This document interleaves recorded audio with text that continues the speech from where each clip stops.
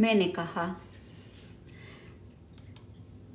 क्या आप ये कह रहे हैं कि जो कुछ हमारे साथ बुरा होता है वह होना हमारे ही द्वारा चुना गया होता है? ये कहने का आपका मतलब क्या ये है कि दुनिया भर में होने वाली दुर्घटनाएं और विनाश किसी न किसी स्तर पर हमारे ही द्वारा रची गई होती हैं, ताकि हम इस बात के विलोम को अनुभव कर सकें कि हम कौन हैं? और अगर यही बात है तो इसका हमें अनुभव कराने के लिए क्या ऐसा कोई और तरीका नहीं है जो इतना पीड़ादायक ना हो? ईश्वर बोले, तुमने एक साथ कई प्रश्न कर दिए हैं। हालांकि सब प्रश्न अच्छे हैं। चलो सभी प्रश्नों को एक एक करके लेते हैं।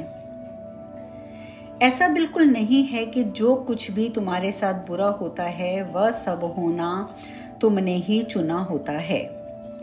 कम से कम सचेत रूप से तो नहीं, जैसा कि तुम्हारा मतलब है, लेकिन वह सब तुम्हारा रचा हुआ तो होता ही है। तुम हमेशा ही रचने की प्रक्रिया में रहा करते हो, हर पल, हर घड़ी, हर दिन।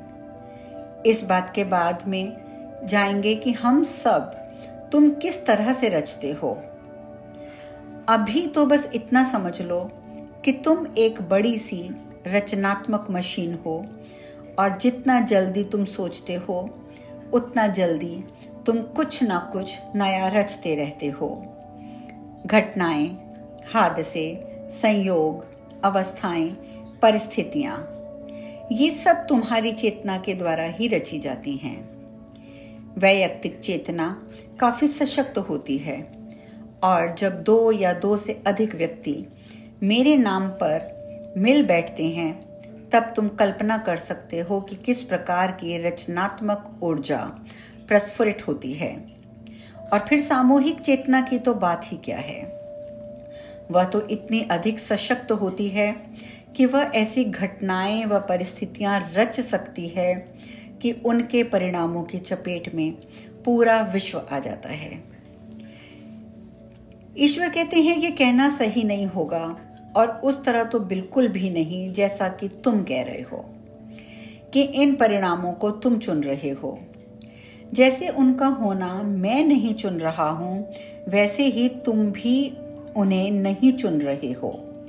मेरी तरह तुम भी उनका तमाशा देख रहे हो और ये तय कर रहे हो कि उनसे तुम्हारा संबंध क्या है। तथापि संसार ना तो कोई शिकारी है ना कोई शिकार, ना ही तुम दूसरों के द्वारा चुनी गई बातों के शिकार हो।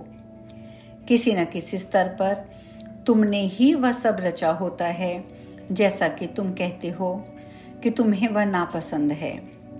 और चूंकि वह सब तुम्हारा ही रचा हुआ होता है, इसलिए वे तुम्हारा रचा हुआ तो हुआ ही ना। विचारना का ये एक उन्नत स्तर है और ये एक ऐसा स्तर है जिस पर सभी मनीषी देर सवेर पहुंच ही जाते हैं, क्योंकि इस सब की जिम्मेदारी जब वे स्वीकार कर लेते हैं, केवल तभी उनमें वह शक्ति आ सकती है जिससे कि वे उसमें बदलाव ला सकें। जब तुम इस धारणा को पाल रखोगे कि जो कुछ हो रहा है उससे करने वाला तुमसे बाहर कोई या कुछ और है, तब तक उसके लिए कुछ भी करने के लिए तुम खुद को अशक्त बनाए रखोगे। जब तुम ये देख लोगे कि ये मेरा ही करा धरा है, तभी तुम उसे बदलने की शक्ति जुटा पाओगे। और जो कुछ कोई और कह रहा होता है उसे बदलने की अपेक्षा तो जो कुछ तुम खुद कर रहे हो उसे बदलना कहीं अधिक आसान होता है। किसी भी चीज के बदलाव लाने में पहला कदम ये जानना और स्वीकार करना होता है कि जो कुछ हुआ है वह होना तुमने ही चुना था। अगर तुम यह व्यक्तिगत स्तर पर स्वीकार नहीं कर सकते हो, अपनी समझ से इस बात से सहमत तो हो रहे हो कि हम सब एक हैं, फिर बदलाव लाने की कोशिश करो। इसलिए नहीं कि कोई चीज़ गलत है, बल्कि इसलिए कि जो तुम वास्तव में हो उसका वह सही विवरण नहीं दे रही है। कोई भी काम करने का केवल एक कारण होता है, संसार को ये बताना कि तुम कौन हो।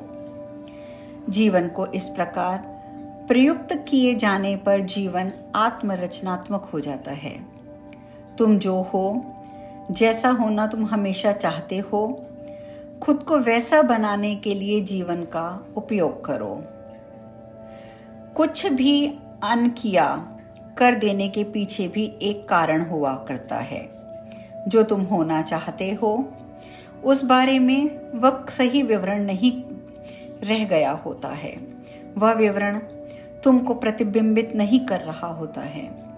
वह तुम्हारा प्रतिनिधित्व भी नहीं कर रहा होता है, यानी वह तुम्हें प्रदर्शित भी नहीं कर रहा होता है। यदि तुम स्वयं को बिल्कुल सही पुनः प्रस्तुत करना चाहते हो तो अपने जीवन में हर उस चीज को बदलने के लिए यत्न करो जो तुम्हारी उस छवि के साथ तालमेल कर नहीं करती है, जिसे तुम शाश्वतता के साथ बढ़ाना चाहते हो।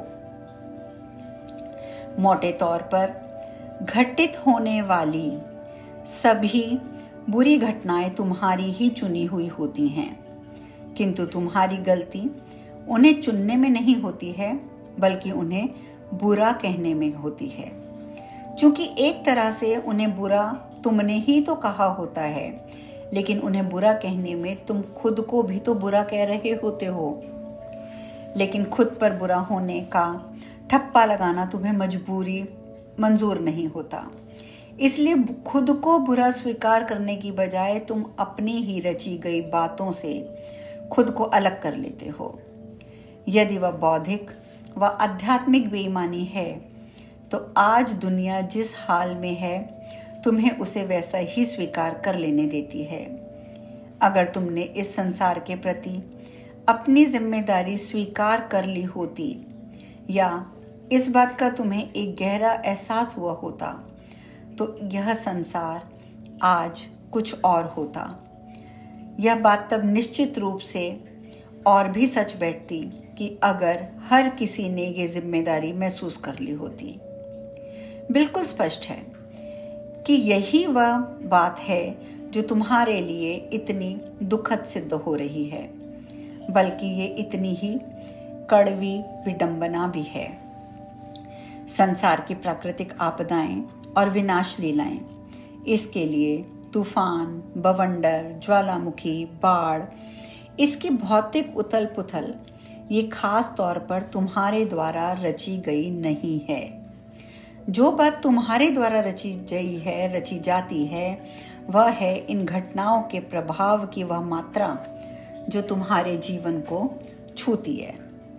घटनाएं तो ब्रह्मांड में घटती ही हैं, जिनके बारे में कोई ये कल्पना भी नहीं कर सकता कि उनका होना तुमने उकसाया या रचा होगा।